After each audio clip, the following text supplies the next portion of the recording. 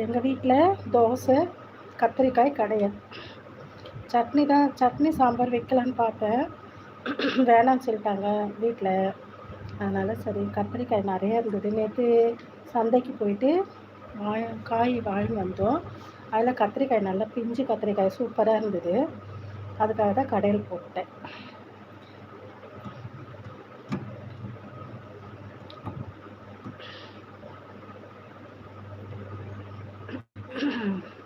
அதே மாதிரி கத்திரிக்காய் கடையில் வந்து துவரம்பருப்பு போடாமல் வச்சாலும் நல்லா தான் இருக்குது.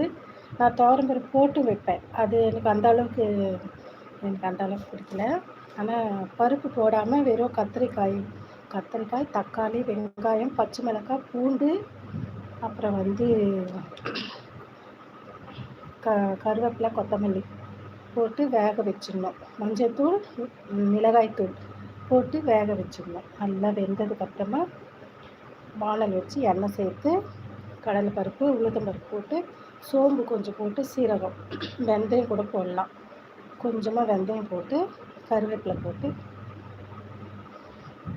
தாளிச்சிட்டு இந்த கடையில் எடுத்து அதில் சேர்த்துடணும். சேர்த்து கொஞ்சமாக புளி கரைச்சி, புளி ரொம்ப கொடுக்கக்கூடாது, கொஞ்சமாக அந்த கத்திரிக்காய்க்காக, அந்த காரமாக இருக்கும்ல கத்திரிக்காய் கணருமே, அதுக்காக அந்த புளி அதில் கொஞ்சமாக ஊற்றினா தான் அந்த நாக்கு வந்து காராமல் இருக்கும்.